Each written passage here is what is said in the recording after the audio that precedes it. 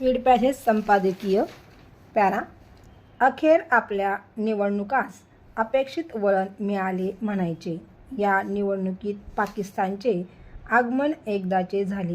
काँग्रेस पक्षास मत दिले तर पाकिस्तानात आनंद सोहळा साजरा होईल वा काँग्रेस पक्ष जिंकला तर पाकिस्तानात दिवाळी साजरी केली जाईल ही विधाने अथवा तुमच्या मताने कोठे जल्लोष व्हायला हवा आहे, भारतात की पाकिस्तानात, हा सत्ताधारी भाजपच्या जाहिरातीतील प्रश्न ही या निवडणुकात पाकिस्तानचे सुखनैव आगमन झाल्याची चिन्हे. गेली 10 वर्षे खरे तर आपल्या देशावर कडव्या देशभक्त राष्ट्रवादी, देशाच्या सुरक्षेत सदैव जागरूक इत्यादी पक्षाचे सरकार आहे. म्हणजे पाकिस्तानची डाळ शिजण्याचा प्रश्न नाही. तसेच या सरकारच्या काळात विकासाचा वारू चौखूर उधळत असल्याचेही आपणास सांगितले जात आहे. या विकासाच्या गतीने विकसित देशाच्या नेत्यांचे डोळे दिपून त्यांच्या डोळ्यासमोर अंधारी आल्याची माहिती जनतेस दिली जात आहे. इतकेच नव्हे तर भारताच्या पंतप्रधानांचा मानमर्ताव आता अमेरिकादी बड्या देशांच्या प्रमुखांस झोकाळून टाकेल हेही सूर्यप्रकाशाइतके स्पष्ट आहे, असे विविध वृत्तवाहिन्यांचे देशप्रेमी तरुण तडफदार वृत्तनिवेदक आपणास सांगत असतात.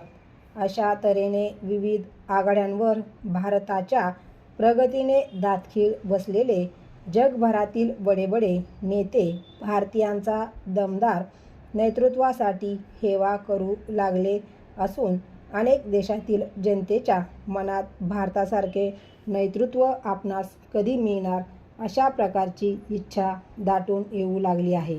तेव्हा इतके सारे असताना आणि वर पुन्हा भारतास अवैध नेतृत्व लाभलेले असताना या निवडणुकीत तरी पाकिस्तान असा नकारात्मक उल्लेखाने शिरणार नाही असा अनेकांचा कयास होता. आणि परत हा पाकिस्तानचा असा नकारात्मक प्रवेश भाजपच्या आरोपातून झाला हेही तसे आश्चर्य, कारण अखंड भारत हे भाजपच्या विचारकुलाचे स्वप्न आहे. अखंड भारत म्हणजे पाकिस्तान आलाच तेव्हा खरे तर काँग्रेसचा विजय इत्यादींमुळे पाकिस्तानात जर आनंदलाटा तयार होणार असतील तर त्यामुळे उलट अखंड भारताचे स्वप्न एक पाऊल पुढे जाते असाच त्याचा अर्थ नव्हे काय. म्हणून उलट भाजपने काँग्रेसचे या विचार परिवर्तनासाठी अभिनंदन करायला हवे. त्याऐवजी पाकिस्तानचा उल्लेख निवडणुकात असा नकारात्मक अंगाने का, हा प्रश्न अर्थातच तो कितीही तर्कसंगत असला तरी सद्यस्थिती अशी तर्कधिष्ठित चर्चेस योग्य नव्हे हे वास्तव लक्षात घेऊन या पाकिस्तान प्रवेशाचा समाचार घेणे योग्य. पॅरा. कारण त्यामुळे हा प्रश्न निर्माण करणाऱ्यांची पराभूत मानसिकता दिसते असे म्हणावे लागेल. आपले राज्यकर्ते भारतास आणखी किती दिवस डब्यात गेलेल्या पाकिस्तानशी बांधून ठेवणार. या स्तंभात याआधीही लिहिल्यानुसार आपल्या एका TCS सारख्या कंपनीचा आकार कराची भांडवल बाजाराच्या समग्र उलाढालीपेक्षाही अधिक आहे. ओव्हरस्टॉक